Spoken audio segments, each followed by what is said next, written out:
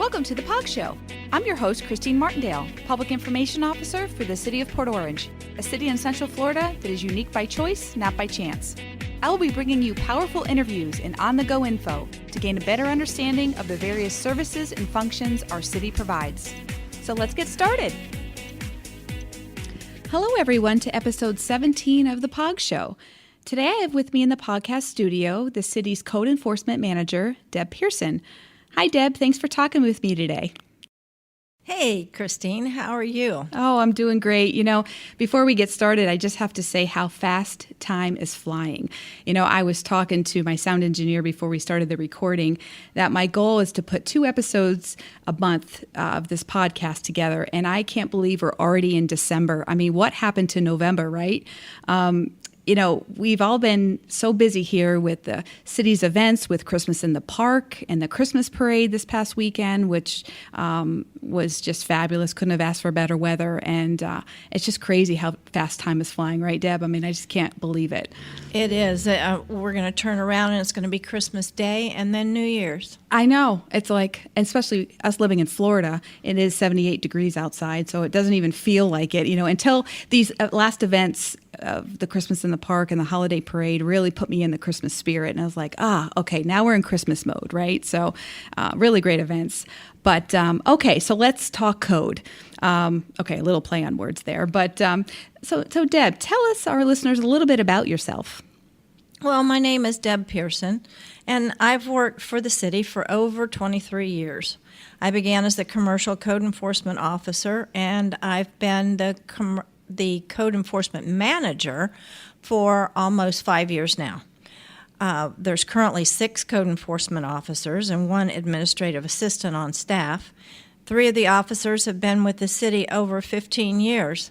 That's pretty good. It's a lot of longevity in one office. I enjoy a really good relationship with each member of the staff and appreciate their loyalty and dedication. For the past 4 years, Code has been with the police department on Clyde Morris Boulevard. You know, you mentioned about, you know, enjoying a good relationship with your staff. And I'm sure because look at the longevity of everybody. So I'm sure that went a long way with that, right? So, and I know that Code, like you said, is with the police department, but it was with community development at one point too, right? At some point, yes. Code enforcement was under community development. When I first came to work here, I was in City Hall. And so it's only been the last 4+ years that we moved over under the police and have been on Clyde Morris Boulevard in the new police station. And it was a good move, because we do work with the police and help them out at times, as do they help us out. Yeah, that's a good, good combination for sure. So, and I'm sure if you ever were to visit community development, you probably wouldn't recognize it. There's been so much expansion over there. So I'm sure the police department loves to have you over there too with your staff. So maybe provide our listeners what your code enforcement staff does on a regular basis. Yeah, so just a little introduction. The Port Orange Code Enforcement staff enforces city codes that help maintain high property standards that benefit the community. The goal of these standards is to preserve and enhance the character of the community, in the environment, and quality of life. Code enforcement officers inspect private properties for compliance of city regulations. Some homeowners associations have more restrictions, which would be enforced by the homeowners association, not by code enforcement. That's good to know, especially with our homeowners. I know we have quite a few homeowners associations here in the city, so that's really good to know all of that. What are some of the common violations that your staff cite residents for?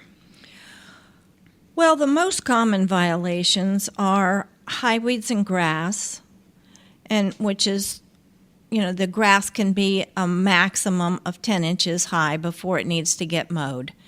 And then junk, trash, and debris.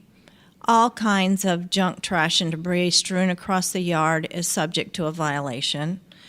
Unlicensed, inoperable vehicles, and that's exactly what it is described as. If your vehicle doesn't have a current tag, or if it's up on jacks and it's inoperable, that would be a violation. parking of cars, boats, RVs. There's all different types of regulations for each one of those vehicles. Cars can only be parked in the driveway. They can also be parked on the right-of-way. Some homeowners associations will only allow vehicles to be parked in the driveway and not in the right-of-way. But the city allows that. Recreational vehicles, they can be up to 24 feet long. They can be parked in the driveway. If not, they need to be parked beside the house, behind the front plane.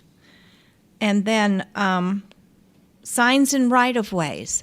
So we're talking about garage sale, political, any type of what we call scam signs, any of those, and including real estate signs. None of those are allowed in the right-of-way, and code enforcement does pick them up. So, please take care when you're looking at advertising.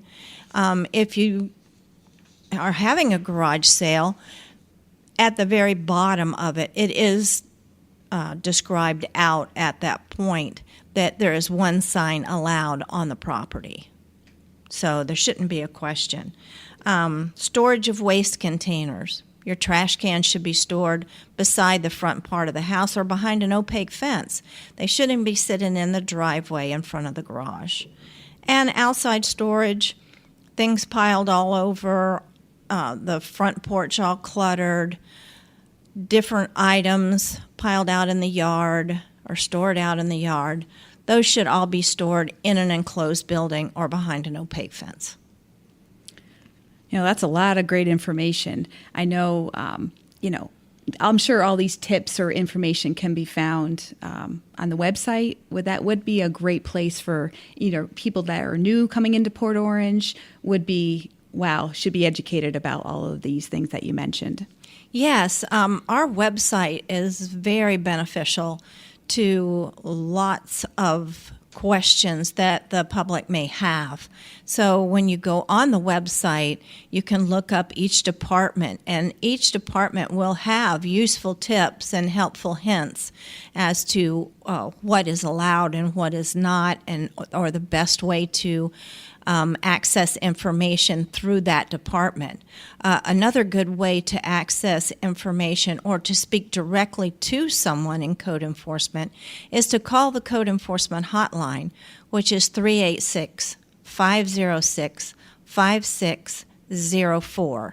And you can, if you have a name of a code officer or you want to speak with the code manager, you can ask for them by name or by their title. And that way they will get it off of that code line and call you back. And we'll make sure we put all this information on our show notes. Of course, our website, www.port-orange.org. And the phone number she mentioned, 386-506-5604. What happens if, for example, you got new residents coming in and they disobey one of these rules per se? Do you give people warnings, or do you give them a one time okay, that's a no next time you do it?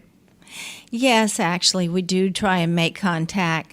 If they're not home, we'll leave notification on the door, and what it is explained that they need to be aware of, and they have a time period that anywhere from 3 to 5 days, depending on what the violation may be, in order to correct. The officer's name and phone number is on the notification also, and they are able to contact them if they have any questions.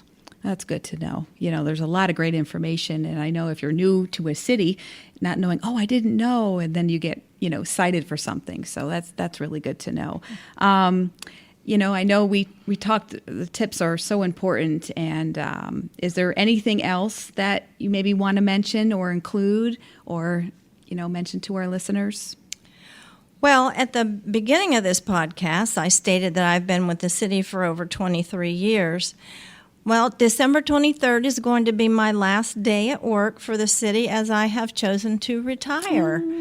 And I'm really looking forward to it and getting out on the golf course more often, enjoying time with my friends and family, and traveling with my husband.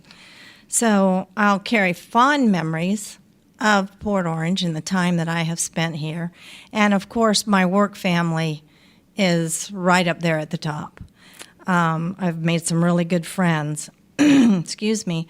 With that being said, I would like to introduce you to Amanda Bonin, who is a code enforcement officer, has been a code enforcement officer for a number of years, almost 15 now, and she will become the interim code enforcement manager. So please do not hesitate to reach out to Amanda with your questions or concerns.